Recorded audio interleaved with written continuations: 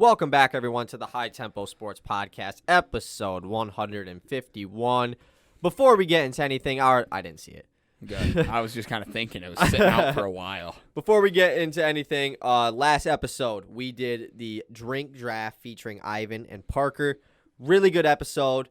Go check it out because it's the draft videos seem to be a fan favorite. It's like the third random draft video we've done. It's like a series, low-key. Yeah, it is. And we already know what our next draft is going to be, so we haven't even told the other guys that are going to do it. We know who they are. I don't think you've told me yet. No, I have. You just aren't forgetting. Okay. It's You can do it. You can just announce it right here. We're going to do the all-time fantasy draft.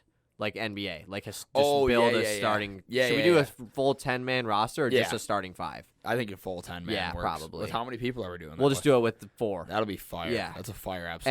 And, we haven't even told. I guess I'll just say Barry Hill and Tebow are like our guys that we've always done those types of drafts with. But I know Ivan would definitely like to be on it. Yeah, he for sure would want to be on it. It's just who does he replace? Because Tebow's fire. Tebow's got to be on. I mean, no, those two guys have to be on it. But do we get a 5th? We don't have a 5th mic. I wonder if we can get a splitter. I have the splitter. I bought one not that long ago. We'll have to try it. We'll have to try it one of these but we days. don't have a 5th mic, do we? Oh, no, we don't. We don't have a 5th mic either way. I might be able to steal one from a guy. We know a guy. We'll figure it out. But yeah, go check out that draft video. Spoiler alert, I won, got my first drink draft dub. Even though the TikTok comments seem to think Ivan won again, but who knows? Paul just drafts for TikTok. He does it intentionally. He knows we weren't voting for him again. Come on. But today we are here to do our next position ranking, top 10 small forwards in the NBA. And then we're going to talk fantasy football a little bit, and we're obviously going to talk about the Detroit Lions, being it's Tuesday that we're filming this, and Hard Knocks Episode 3 is out tonight. Mm-hmm. So first thing we got to hop into, Kevin Durant. The news dropped today. It's been a very dramatic offseason for the Nets and Kevin Durant. Started with him requesting a trade back when Kyrie opted into his option, and then things stalled out for as soon as he requested a trade, it was like, whoa, he's going to get traded. And then nothing happened for like a month. And then he reiterated that he wants to get traded, said either fire Steve Nash and Sean Marks or trade me. And then nothing happened with that. And now today he met with ownership and he's coming back. Everything's fine now. What was said? Like what did they just say, the market's not there for you because nobody is in that position and we're not firing Steve Nash. You wanted us to bring him in. Mm-hmm. Do you think that was the conversation? I think so. I think you tell him, look, KD, I understand that you want to get traded, but you got to realize, one, no team is willing to pay the price that you're worth, which that should be a compliment to Kevin Durant coming from the Brooklyn Nets. We're not just going to trade you away for nothing because we know how good you are. And also, you're not going to get traded to a situation that is better than the one you're currently in. As far as basketball team goes, obviously all the off-court stuff is probably better elsewhere. But as far as the team, the Brooklyn Nets, I mean, they did a good job this offseason of not selling the team. Like, they made the team better. Yeah, they retooled. While all this drama went on because maybe they knew in the back of their minds, we're not trading KD. Like, we're not going to. Obviously, they traded for Royce O'Neal the first day of free agency, signed TJ Warren, brought back Patty Mills. Don't really have a center still. That's kind of they re-signed Claxton. But I think Claxton kind of gets the job done. It'd just be nice if they had a couple more guys. Like Blake Griffin isn't re-signed, LaMarcus Aldridge isn't re-signed. But the team is a good team. Like it's better than it was last year. It's better than it was last year, 100%. Absolutely. You have TJ Warren that I don't know if he's going to be 6. I would assume he's going to be 6-man. Could be one of the best 6 men in the league. Yeah, and you're probably going to get a full year of Kyrie. Probably going to get a full year of Kevin. And As of right now. hopefully you get a full year of Ben Simmons. Maybe this is a revival. Forgot about Simmons. Yeah. And hopefully we get to see him play basketball again because people forget Ben Simmons is good. He hasn't been great, recently, but since the last time we saw him. Yeah, but it's been a while. And there's a lot that comes with your basketball mojo. We talked about this off camera one day. You got to have that mojo. So if you're lacking your swagger, your mojo, your confidence, you're not going to play well. And clearly Ben Simmons had none of those things in Philly anymore. So I'm really excited for this Brooklyn Nets roster. Exactly. Going into next year. It's a new exciting thing for me. And I didn't really care if KD got traded. It wasn't going to affect my teams or whatever, I thought. Exactly. But I'm pumped that he's actually staying. It's nice to see a superstar. I honestly was rooting for him to come back. Me too. I really did hope that he realized what we just said, that no other, whatever team trades for you is going to give up so much that, like at the Phoenix Suns traded for him, You're trading Mikal Bridges, DeAndre Ayton, probably Cam Johnson, and the farm of picks. Yep. Yeah, the big three of KD, Chris Paul, and Booker's elite. But other than that, you're not winning a chip anymore. Who do you got on the squad? I get the big three is great, but I think this past season, maybe this past 2 seasons, really showed us that the big three is dying. Is dying. It's the complete teams that win you. I mean, obviously you can say a big three of Clay, Dre, and Steph, won this year, but that's not a big three. That team they're a complete team with great pieces all around. Yeah, and it's the way basketball is changing in that way. And the NBA is finally following suit. And it's awesome to watch. It's great for a fan because it's the superstar basketball is gone. It feels like you're starting to move away from it. And just the team-oriented basketball is just awesome to watch. It's so much fun. And obviously the teams that go deep in the playoffs do have a superstar on them. But it's not just one superstar is carrying the squad to the championship or it's 2 superstars with bum players. It's just the whole team is very good. Yeah, there's no Miami Heatles anymore. There's no Mario Chalmers isn't starting on a NBA Finals level team. Yeah. They don't exist anymore. Not happening. Matthew Dellavedova is, again, I mean, that was injury-based, but it's not happening anymore. It's awesome how talented the league has grown. I think that's what it is, too. I think it's all about how much talent really is in this league. Mm-hmm. And speaking of trade talks, Donovan Mitchell talks have come back. The New York Knicks are still the main team involved. But apparently there's a couple other teams that are throwing better offers than the Knicks are. The Washington Wizards apparently are one of the top teams that are trying to get him, which is interesting because they have all their picks. They have a group of young players. None of them really stand out of the group, but they have a group of young players. Yeah. And then there was another team that was the Charlotte Hornets is another team that has a group of young players none obviously other than LaMelo Ball.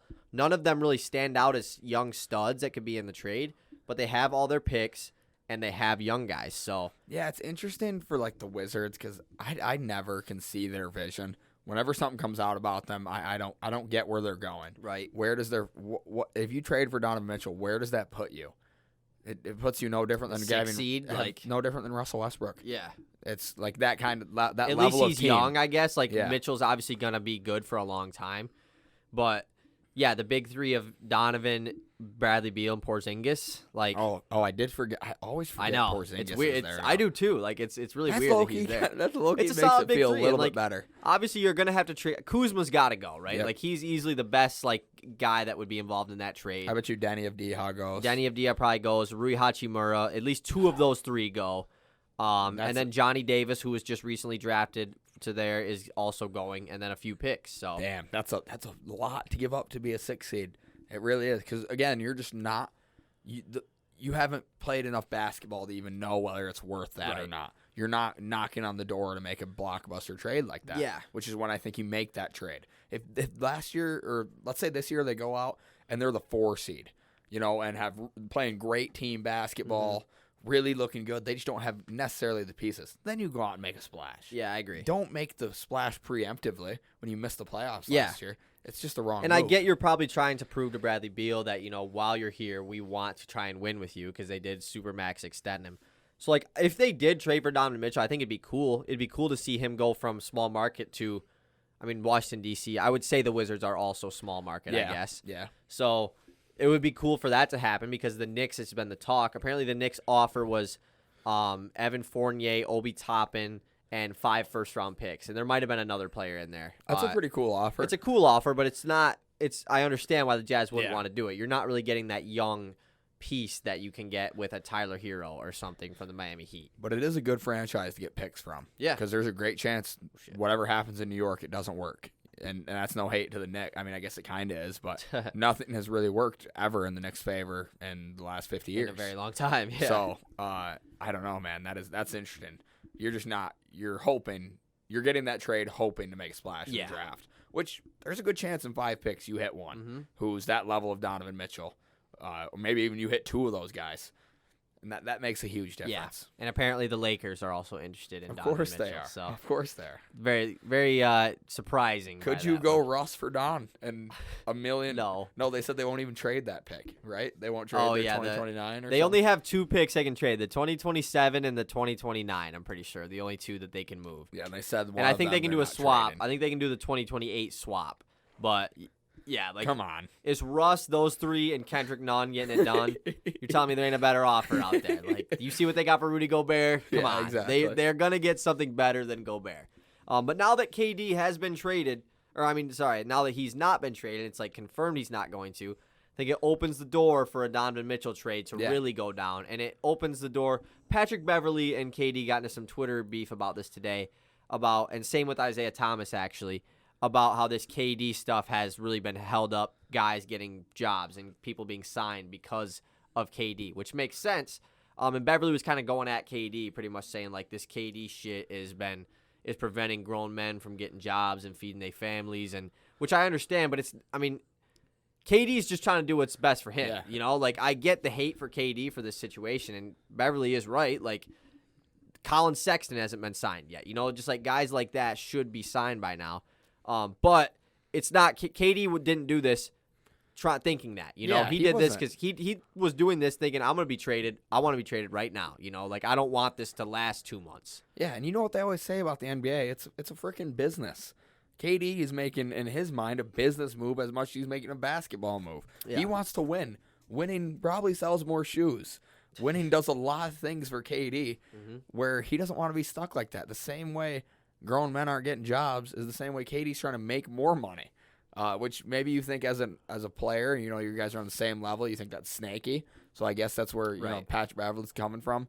And I saw Isaiah Thomas saying, what did he say? Yeah. I can He finally wasn't- sign. Yeah, well, he just said, like, guys can finally sign. Which, like, he Yeah. wasn't going at KD. He was just saying it, which is true. But Beverly was, like, going at KD about it. Like, for sure. blaming him for it. So, I don't know. It's interesting. But we'll see what happens with Donovan Mitchell and the rest of free agency, because it's been a boring free agency. Like, obviously some big trades happen, but there's still so many guys out there. Sexton being the big one. I think Sexton could be a splash on any team. Any team gets Sexton for the right deal, and holy moly, you got a steal. Yeah. That guy can score and he can play defense. I would assume that he is going back to the Me Cavs too. on a 1-year deal. Like, I would assume he's getting a 1-year deal, prove-it deal, coming off the injury. I would assume any deal they're going to, because I don't see any team giving him a 3-year contract right now. But even, like, Dennis Schroeder is unsigned, you know? Like, that's a quality, good backup point guard. Where was he last year? He was with Boston and then got traded to Houston halfway through the year. Yep. So, but, like, Schroeder was, just 2 years ago, he was averaging 19 points a game off the bench. Like, he's still got that in him. And, like, Montrezl Harrell is unsigned. Like, there's just a lot of good guys that aren't signed yet. So. You see that video of Trez the other day of him in the run? He was just giving out Oh, yeah, I buckets, did see that. Yeah. handling dudes, step backs, pull up middies. It was awesome. Must got out of jail already. What was he in jail for? I don't know. I think he got caught with weed or something. Oh, I got you. Yeah, I'm pretty sure. I don't think it was anything like terrible though. All right, let's move on to our next topic. The Detroit Lions. Hard Knocks episode 3 is out tonight. What do you think of Hard Knocks so far? First 2 episodes. It's been super good. Last episode wasn't like underwhelming, but it wasn't quite the first episode. Right, I agree. The first episode was just so hype, and it might have just been the excitement and the energy of not knowing what to expect. Yeah. And being so blown away. But I'm really hoping from here on out they start to just focus on some other guys. You know, I want to hear more about. I loved all the stuff about Swift. I want to hear some stuff about Jared Goff. I want. Yeah, there hasn't been much Goff stuff. Yeah. And I'd like to see it. Maybe he's just so locked in that he can't do it. Jared Goat.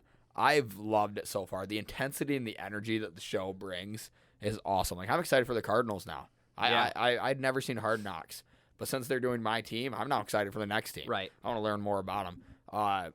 Last episode was awesome, especially learning about like a Monraz family, because it's just so interesting. That was really awesome. Yeah. And his dad, the quote of "We drinking water now? Yeah. We drinking water? Your saliva should be good enough," or Yeah. something. Yeah. Then the random call out of Kevin Durant too, like. These guys, like, you're telling me Kevin Durant ain't doing calf raises. He is. It's just as big as they get. It's just. He tweeted about it, too, because everyone was like, the beef of Kevin Durant and John Brown will be the greatest Twitter beef. And he just, like, quoted the video and just said, like, because it was like, when's the last time you did a calf raise? He just said like literally yesterday or something like that.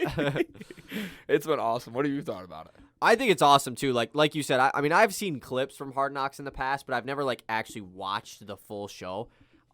Episode 2, like you said, it was a little bit underwhelming, but I think it was like the family episode.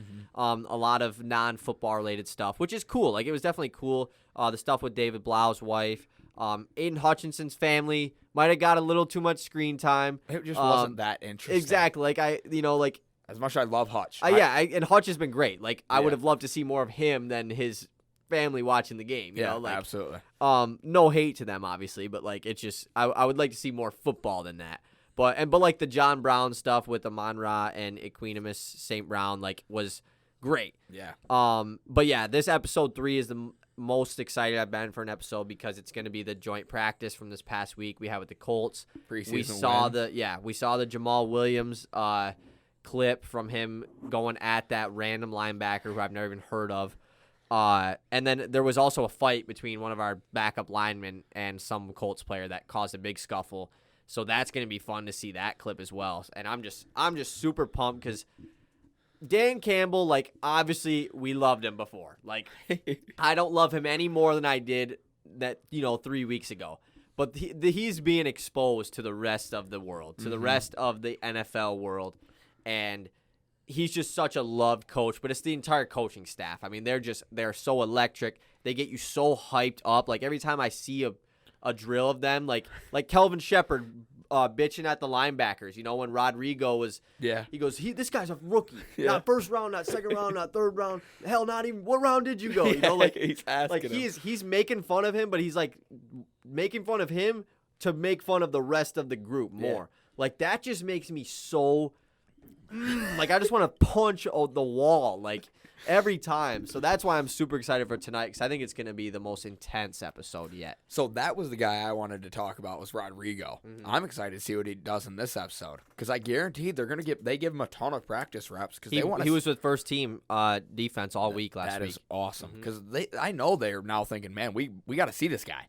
He's clearly shown he looks like the best linebacker in these drills. Let's see him in joint practice balling out. Yeah. I'm really curious to see how he did. And I love him. His energy is awesome. And being 5'10" and just wanting to smack people as they come through holes, and just, it is awesome. And he just seems like such a steal all of a sudden. And I know the show can make probably anybody look good, right? I saw a clip the other day, and it was just to let you know, highlights really can make anyone look good. Yeah. And they were Brian Scalabrine highlights. And if you showed that to somebody who'd never seen basketball, they'd probably think that's one of the best basketball players ever, right? Highlights make anybody look good. But the way they talk about Rodrigo is just awesome. And this is a little different because Malcolm Rodriguez was Big 12 Defensive Player of the Year last year. Like, he was kind of like Nakobe Dean falling in the draft. Obviously, he wasn't quite on that level, but he is a phenomenal college player, leader of the defense. Just isn't quite the NFL build you want for a middle linebacker. You know, he's a little small. He's a little undersized. Obviously, strength-wise, he's not small, but he's not the biggest guy out on the field.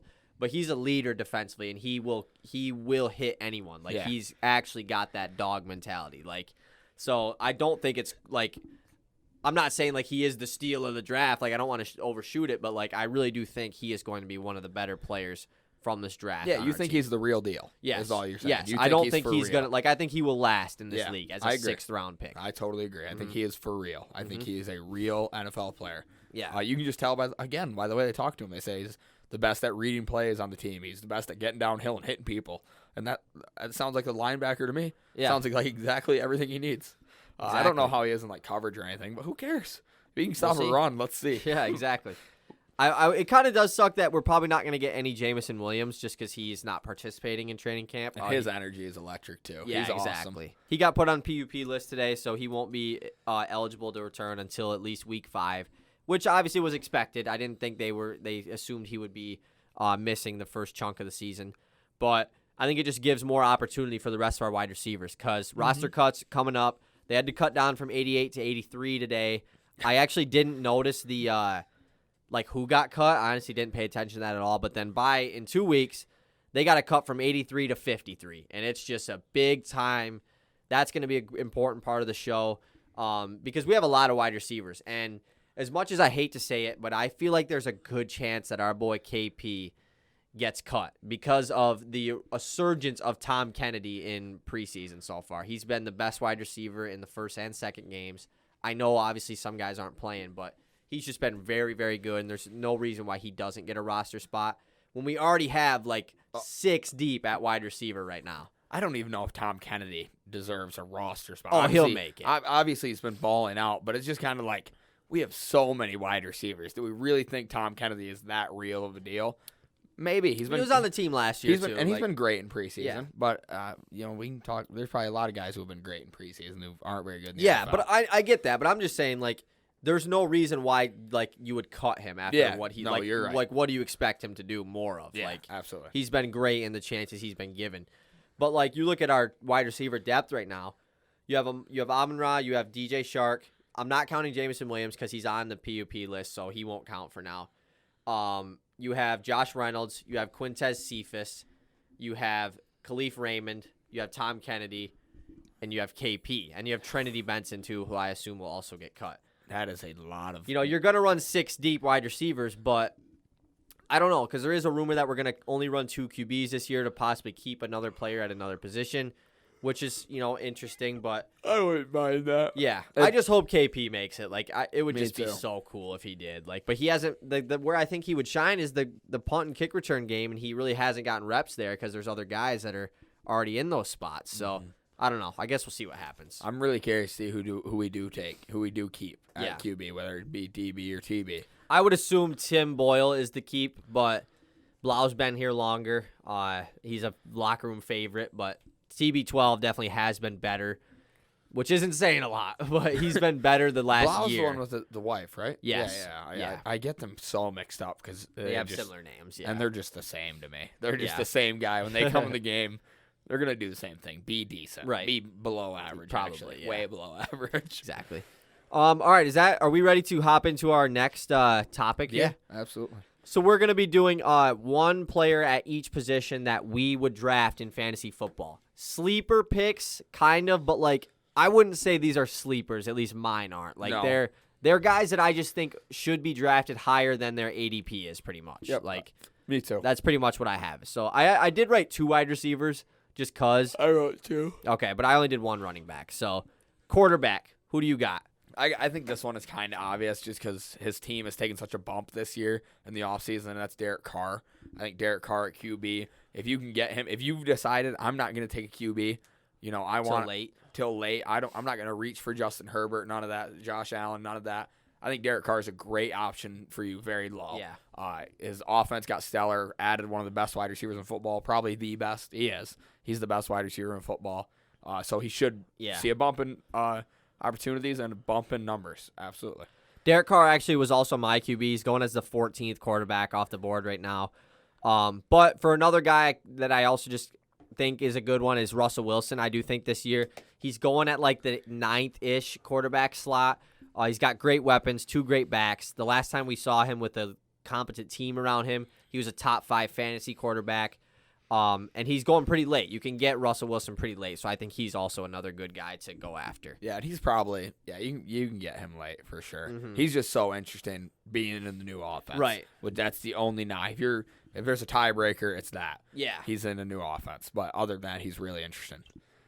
Running back, I have a guy that I've been hype on for a long time. I've been saying it for a while. Rashad Penny. If he comes out and balls out, I can see K9's touches not being massive. They've said running back by committee, but I think Rashad Penny could be legit this year. And his last 2 games last year where he played total, he was balling. Mm-hmm. And I don't see why you don't give him the full chance this season. But you did take K9 in draft. You don't draft somebody to let him sit unless you're the Packers. It's the only team that does it. So he's super interesting, super risky.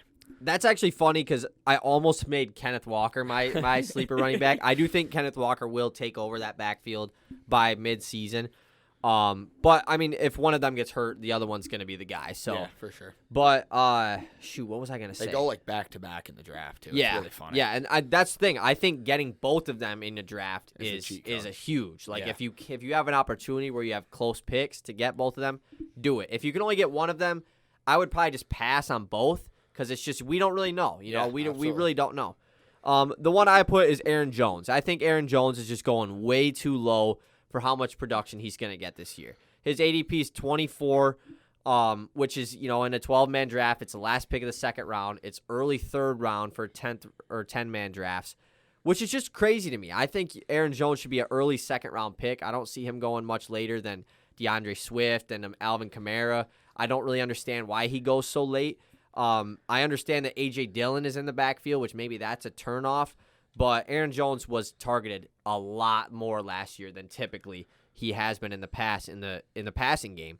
And without Devontae Adams this year, Aaron Rodgers has got to go to his reliable targets, Aaron Jones being one of them. I think him and A.J. Dillon are both going to be fantasy relevant. But Aaron Jones is just going way too low for my liking. I think he could be an RB1 on a lot of teams. Yeah, there's just no reason that he should be going 20th overall. He should be going 15th, 14th, somewhere in there. Obviously the upper echelon tier 2 wide receivers, Diggs, Devontae. Is Diggs tier or is Devontae? Yeah, I'm gonna call him tier 2. I think tier 1 in fantasy. I think tier 1 is Jamar, Jets, and Kupp. You can argue Jamar isn't in that tier 1, but anyways, he should go directly after those tier 2. Upper echelon tier 2 receivers directly after. He should be no later. I agree. And then my other running back, I didn't write him down, but we were actually just talking about him. It's Saquon. I think Saquon's another guy that I didn't write down his ADP. It's probably right around the 20 mark. But another guy that's just going pretty low. I know he's an injury-prone guy, but you can't draft with this guy's going to get hurt mentality. It's just a poor way to play fantasy because everyone's going to get hurt. You do that, the guys you draft are going to get hurt. Yep. So Saquon's just going to get every single touch this year. Daniel Jones is for sure last year of a starting quarterback.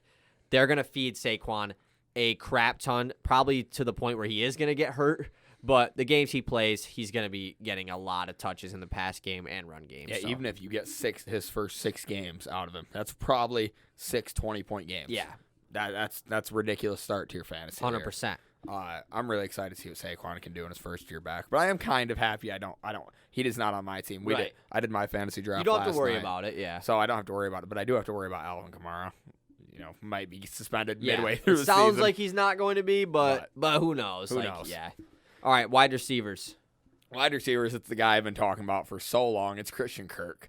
Year 2 QB, Trevor Lawrence. The offense got better. Travis Etienne's in the backfield. Competent head coach. Yeah, competent head coach, not going out to the bar after one win. Or was that after a loss? I don't know. After a loss. But I'm really excited to see what Christian Kirk can do. He's a top 10 highest paid wide receiver in the NFL. You're going to go to him. You just have to see if he's even worth that. So I'm really excited to see what Christian Kirk can do this year. Yeah, I like Christian Kirk a lot. I honestly was going to write him, but I knew you were going to. So I didn't.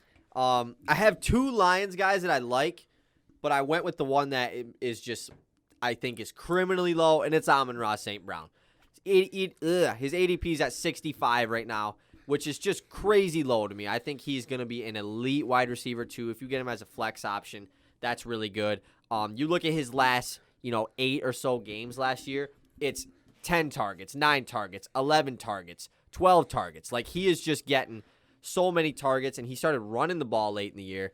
And this is all with Jared Goff playing in most of the games, but some of them with Tim Boyle. But Amon-Ra clearly was Jared Goff's favorite target later last year, and I don't see how he's going so low when he has the chance to go 4th round.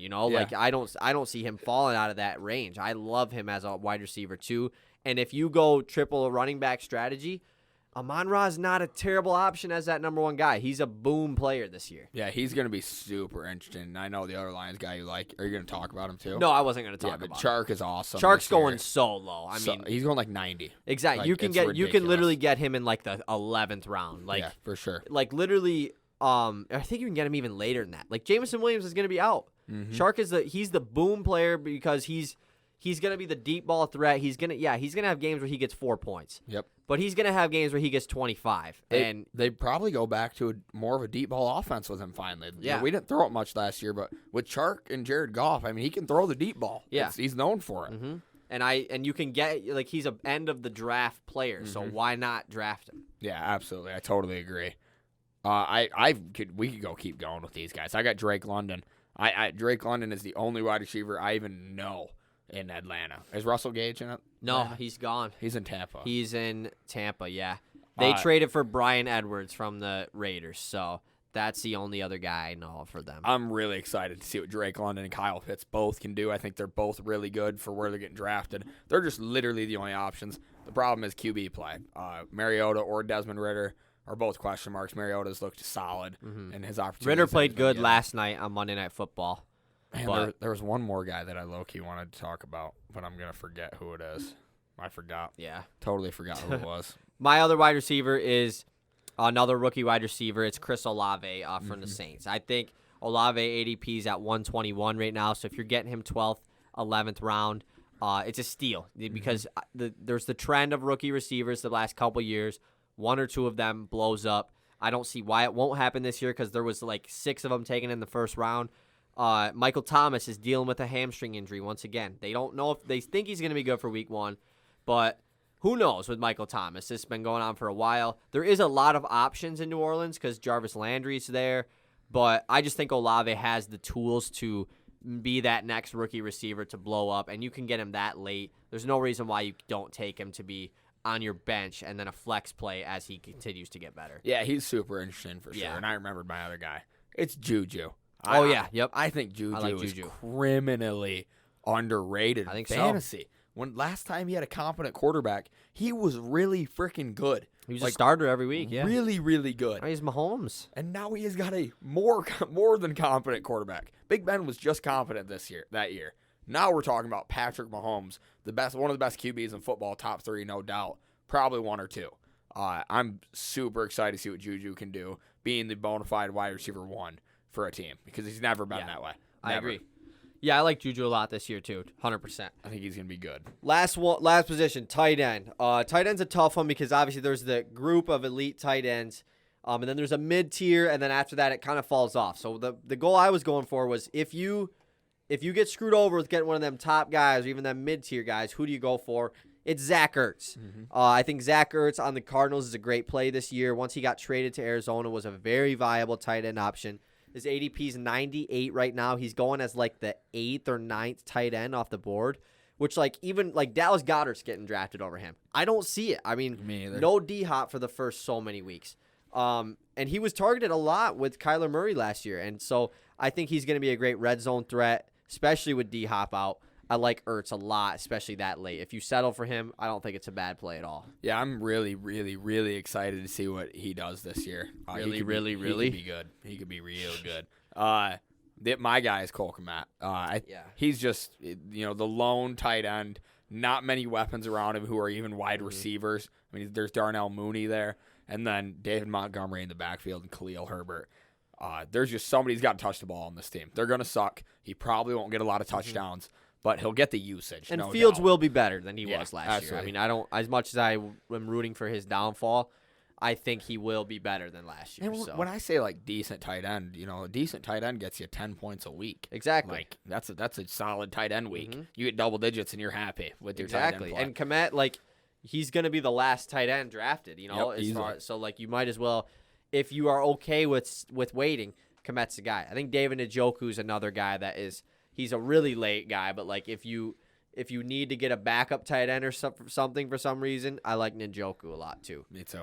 That's pretty much it for our fantasy guys that we like to draft. You did your draft last night. I got 2 drafts coming up on Sunday and Tuesday, so I'm really hyped for both of those. And I went non-biased too. I went with no guys that I have on my dynasty team because I'm obviously biased to the guys that are currently on my dynasty. Again? I didn't pick any of the guys that are on my dynasty squad. Yeah, I picked Juju. I just think Juju's awesome. That's a little bit different. I mean, you just picked him. Yeah, I just picked him last night. Exactly. And I was already high on him before. So I'm pumped for this year. All right, so let's get into our list. Top 10 small forwards in the NBA. Once again, we need a disclaimer. We are doing ESPN rosters. Kevin Durant is listed as a power forward. He's the only one that really makes that you think would be on this list. That's not. Everyone else I feel is understandably a small forward here. Yeah, I think so too. There was a guy that I thought was going to be a power forward just because of I thought ESPN was going to mess it up. Yeah. And I was like, "Oh, he's a small forward. Good. This is nice." Who? Is he on the list? Yeah, he's on the list. Oh, okay.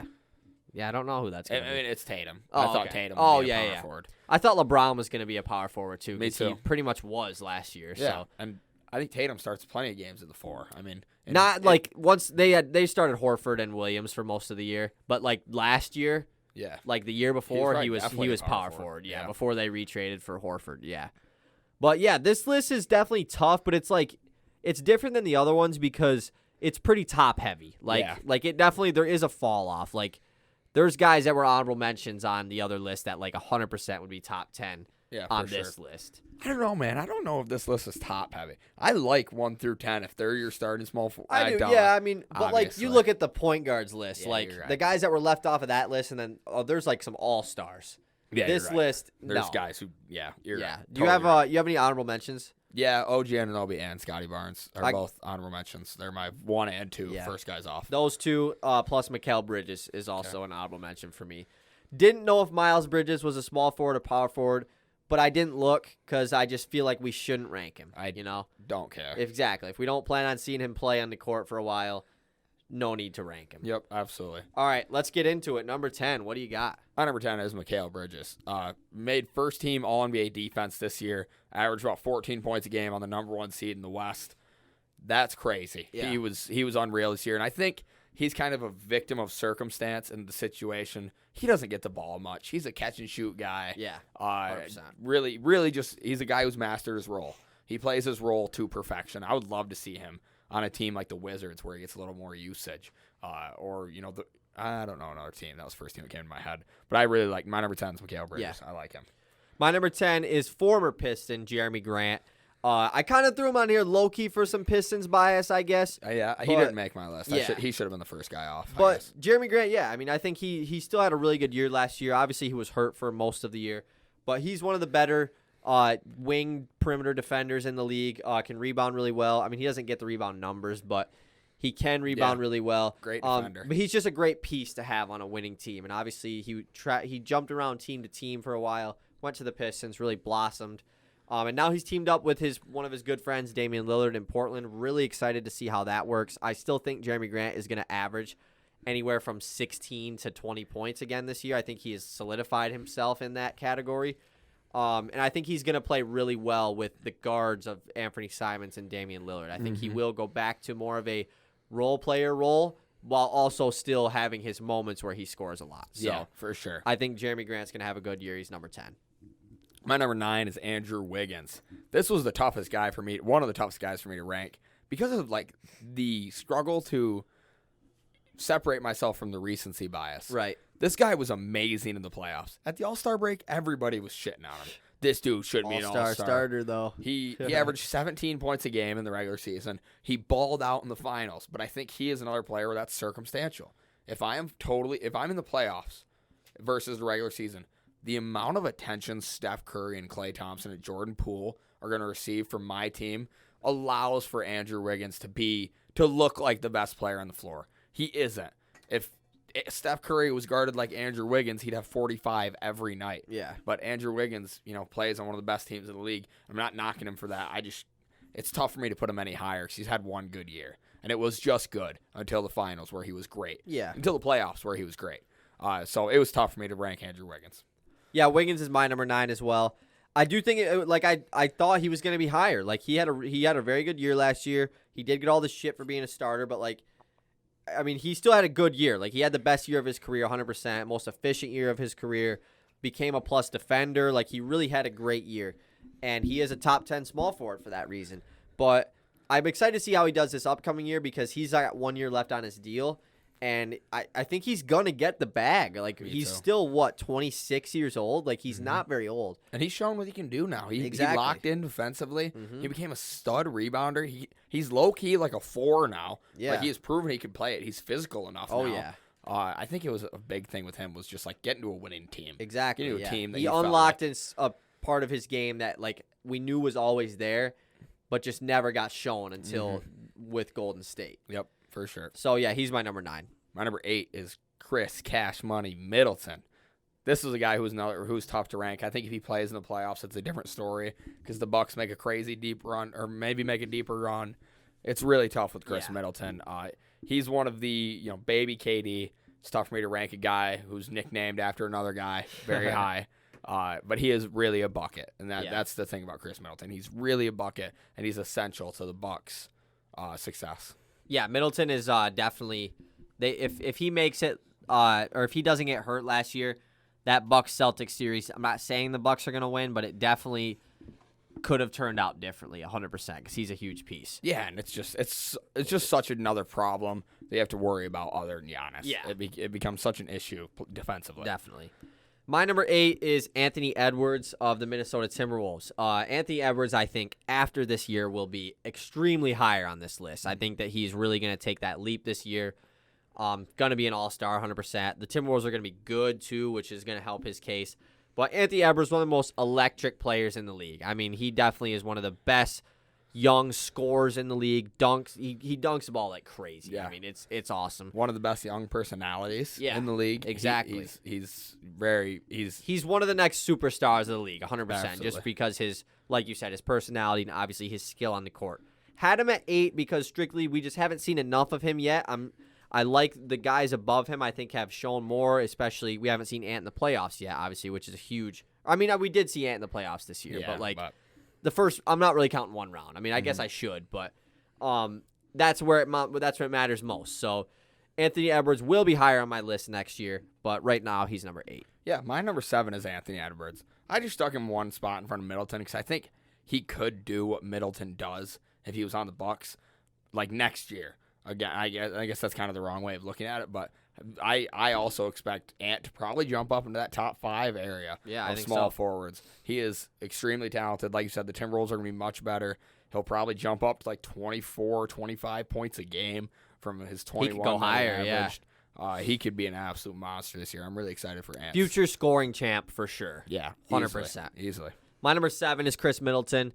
50, 40, 90 guy, one of the most efficient players in the league. One of the most underrated scorers in the league. Like we talk about, he's got a bag that no one really ever talks about. Like he's got that little Chris Middleton pull-up, like fade to the side mid-range shot is just money. Like it's really goofy. Exactly. Like he fades to the, but not like a fade away. Like it's just a little fade to the side. He's like floating. Straight cash. Yeah. Like it's just cash money. Middleton is also like one of the more low-key clutch players in the league too. He's got a lot of clutch playoff shots. Like the one against the Celtics that he hit from like right in front of the sideline. Yeah. In the playoffs too. Like that one's crazy. Yeah, I love Middleton. I'm a big Middleton fan. He was an all-star again this past year, and another reason why the Bucks are probably the favorite out of the East right now because he wasn't there last year, and he's back now. So hopefully he can stay healthy all year. Yeah, I'm really excited for this next season because of reasons like that. Yeah. I'm really curious to see how the Bucks rebound from last year. I think they're going to come in pissed off. Oh, yeah. They should. Number 6, Brandon Ingram, one of the deepest bags in the NBA. Still hasn't, won enough. He's proven he can do everything. He play makes. He dribbles well. He can get his own shot off. He can catch and shoot it. He'll finish at the hoop. So right there, it feels like that guy is now a top 5 player at his position, but he just isn't quite what these next guys are as an impact on the floor, converting to wins, I guess. Maybe number 5, you could argue. He's over, but he's definitely not messing with the top 4. Yeah, I agree. Definitely not messing with top 4. My number 6 is DeMar DeRozan of the Chicago Bulls. DeRozan, coming into this year, I usually like to look up our old lists, and I wish I would have known where we had DeMar. I probably had him low as shit. I probably had him 10 or something. Yeah. But DeMar had an amazing year this past year. Averaged 27 points per game, something like that. Second team All-NBA. For a while, he was looking like the MVP of the league. The Bulls finally made the playoffs, and they're the 1 seed for a lot of the year. Thanks to DeMar DeRozan. He came in and was the number 1 option. Zach LaVine was like, get out of my way, LaVine. I'm the dude. Which was really cool to see DeMar do that because I was a huge fan of his in Toronto, and he was obviously pretty slept on in San Antonio. DeMar was one of the more underrated playmakers at his position in San Antonio. Kind of combined that with his Toronto scoring days in Chicago. Obviously, a guy that doesn't shoot the 3, and I think as much as I want to say he's going to have a year like he did this past year, I don't think it gets much higher than this for DeMar. I don't think he has much better years than he did last year. Still one of the more likable guys in the NBA, 100%. Pretty chill dude. But we'll see what happens with the Bulls because that team did fall apart in the playoffs, and that wasn't because of DeMar or anything, but DeMar also had some crazy clutch shots last year. That's too. where I had. Yeah. I did give the edge to DeMar at number 5. And that's where I gave him the edge. You know, halfway through the year, I took him as my MVP. Yeah. I thought he was great last year, and the clutch shots are for that reason. And that's the only reason I had him over. But I think you're right with the 27 points a game. He scored 27 points a game this year, but I think that is the cap. Yeah. How much more can you I don't get really without see shooting him, threes? I don't really see him getting any more than that. Yeah. Yeah, one of the most efficient players ever from the mid-range this last year. More efficient. He was actually more efficient than, it was like Wilt. No, who was it? Because Wilt Chamberlain's not a crazy efficient player. I don't know. It was somebody ridiculous that he was more efficient than this year. But DeMar DeRozan is my number 5. My number 5 is Brandon Ingram.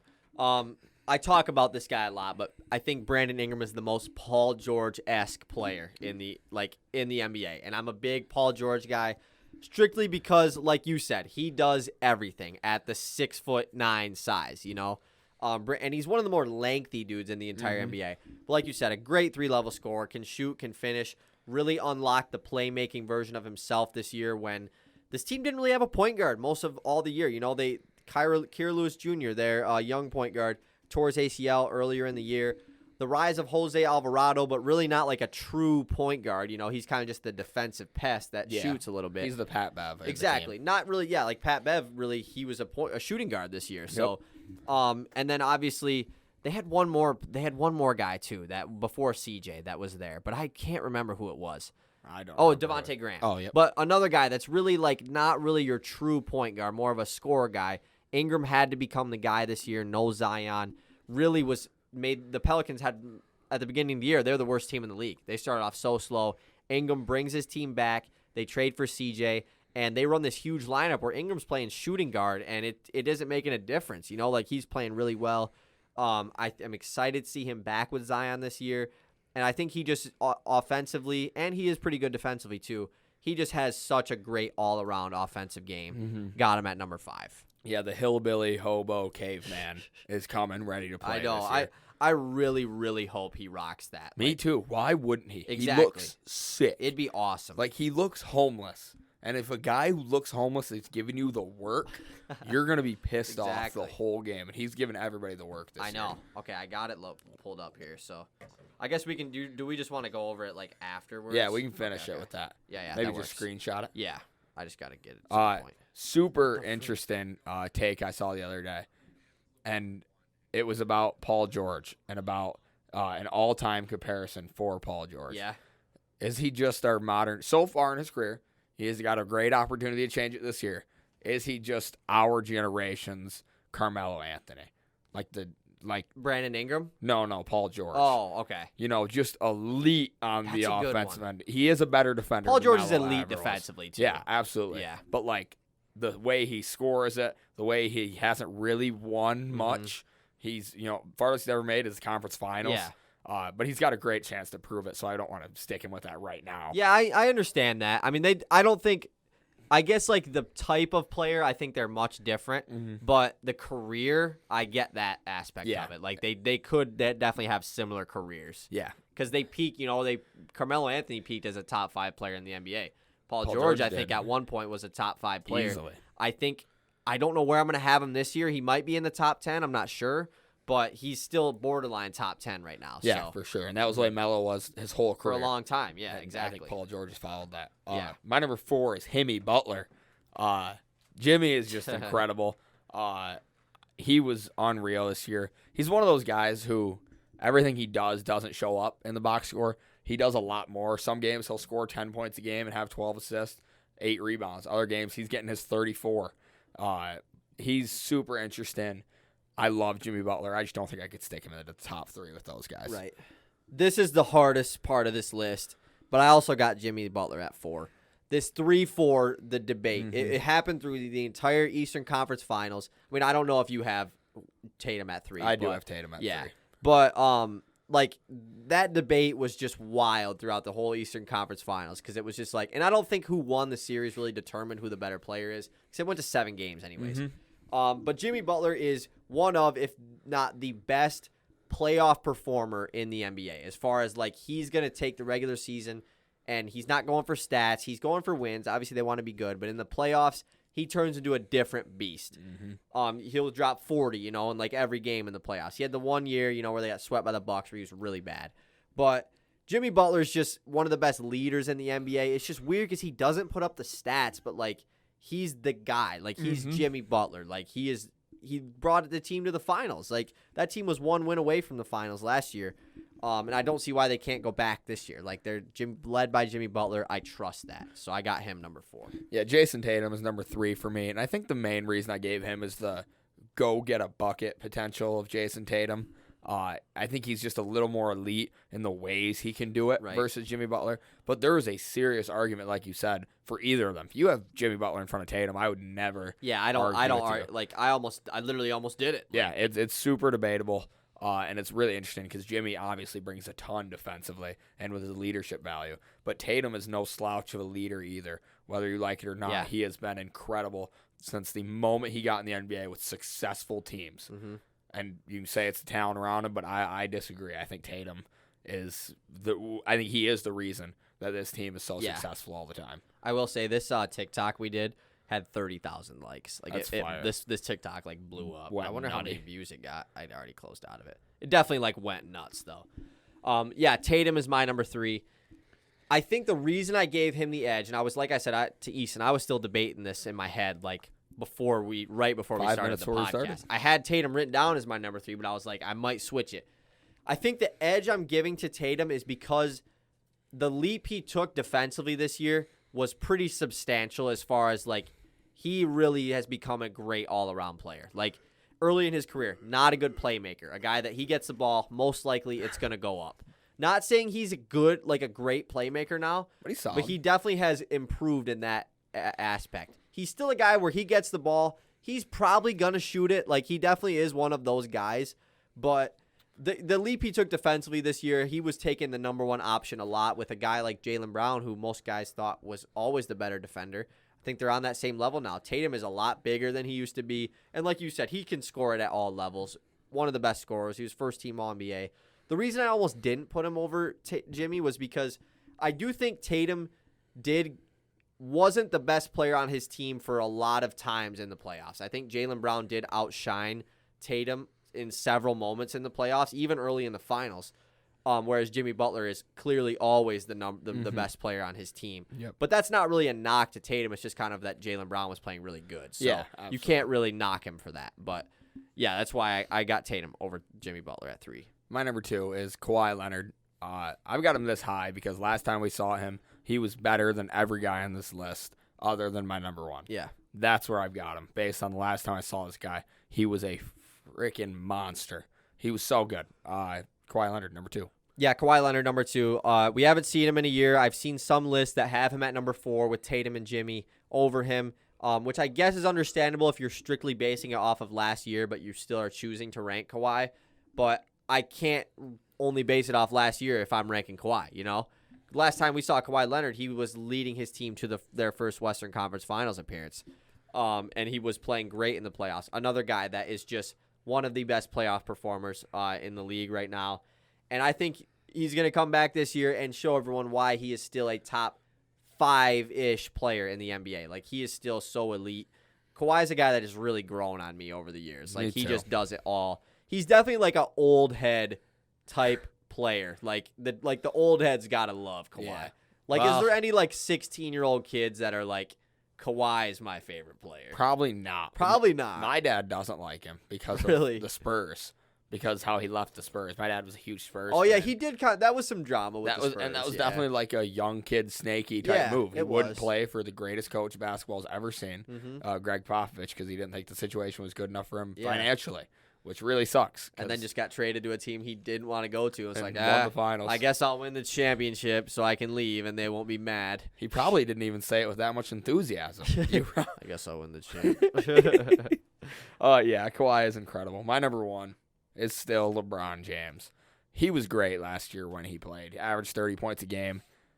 Didn't win the scoring champ because he didn't have the Wasn't enough games. He did average more points than Joel Embiid, though. But, yes, he didn't play enough games. And knock him for them not winning. That roster clearly, in hindsight, was absolute dog shit. Yeah. It just didn't work. And Everybody had questions about it right away. Some people thought it would work.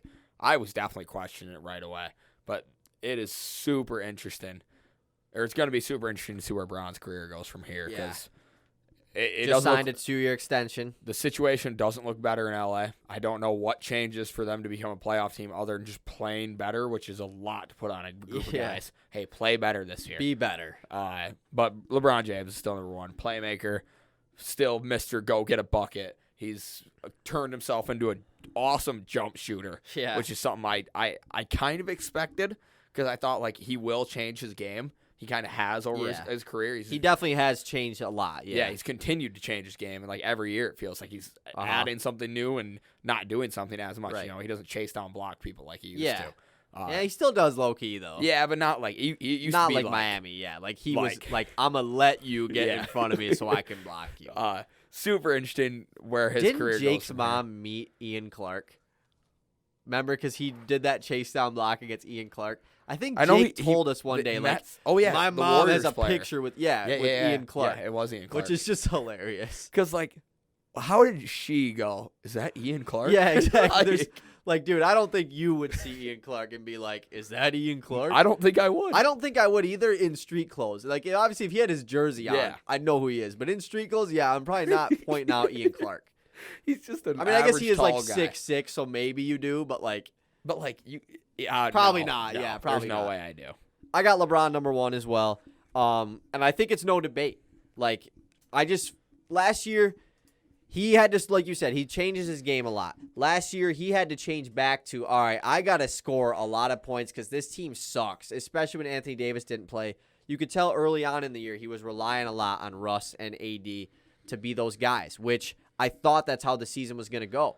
I didn't expect AD to – I mean, I know he was hurt, but when he played, I mean, he was not very good. Like, Russell Westbrook, we're not going to go into it. You know, we know what happened last year with him. So LeBron had to be the dude that's going to put up 30 points a game. Is that going to relate to winning basketball in 2022? No, it's not. LeBron James is it's not the 2018 like NBA where the Cavs are running the East, but the East sucks. You know, like there's no other really good team, so Bron can carry that team. This isn't that NBA anymore. You know, there's teams built to take down LeBron, and like you said, the Lakers didn't do much. I definitely think they will be better. Like, I don't see it going much worse than it did. Like, you're going to make the play-in tournament, I assume.